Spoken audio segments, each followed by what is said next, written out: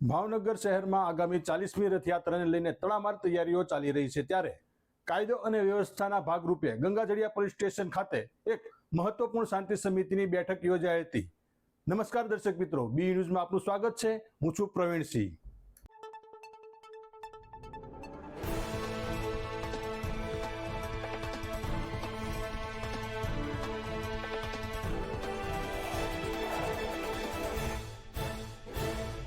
આ બેઠકમાં ડીવાયએસપી સહિત ગંગાજળિયા પોલીસ સ્ટેશનના તમામ સ્ટાફ અને શહેરના અગ્રણી નાગરિકો, વિવિધ સમાજના આગેવાનો તેમજ રથયાત્રાના આયોજકો ઉપસ્થિત રહ્યા હતા।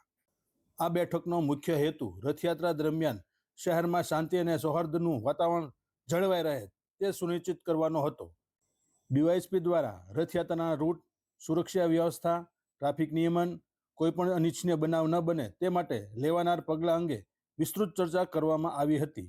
આ ઉપરાંત શહેરના નાગરિકોને પણ શાંતિ જાળવવા અને પોલીસ પ્રશાસનને સહયોગ આપવા માટે અપીલ કરવામાં આવી હતી।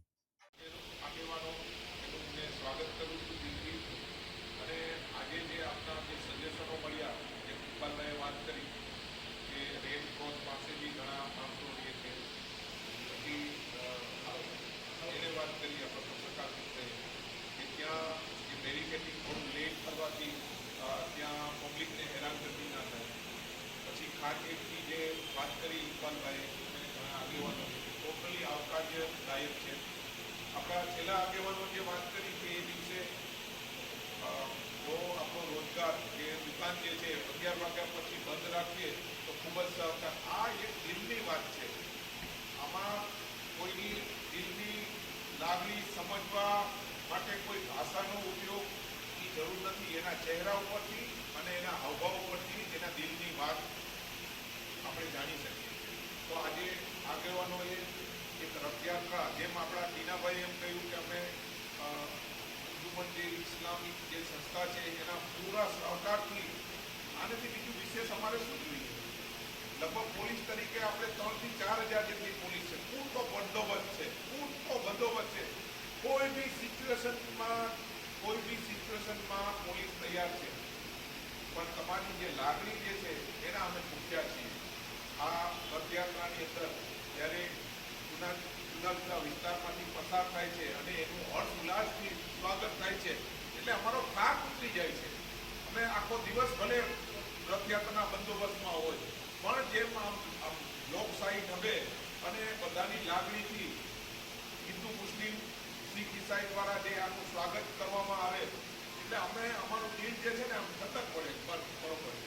અને જ્યારે પૂરું થાય ત્યારે ઓર શાંતિનો અમને અહેસાસ થાય કે ભાઈ ભાવનગરની રથયાત્રા જે બીજા નંબરની ગુજરાતની આ સમયે જ્યારે મગજ મળી જાય તો હું એમ કહું કે જવાબદારી અંદર 11 વાગે થાય એટલે ઘંટે સલામ તો બદલી જાય કે ચાલી વટનું જે 5ના ગલ્લા છે આવું ખુલ્લું હોય અને અમુક એવું વસ્તુ હોય ને અમે 20 થી 25 રથયાત્રાઓ ખૂબ જ શાંતિપૂર્વકની પસાર કરી છે। અમારો વિસ્તાર શ્રીની વિસ્તાર આવે છે, એમાં ખાસ તો રથયાત્રાનું મહત્વ છે ને ટાર્ગેટથી વધી જાય છે। ટાર્ગેટથી આશા રાખીએ કે આ શાંતિ સમિતિની બેઠકના સકારાત્મક પરિણામ સ્વરૂપ ભાવનગરમાં રથયાત્રા ભક્તિમય અને શાંતિપૂર્ણ માહોલમાં સંપન્ન થાય। બી ન્યૂઝ સાથે જોડાઈ રહો અને વધુ સમાચાર માટે જોતા રહો બી ન્યૂઝ। નમસ્કાર।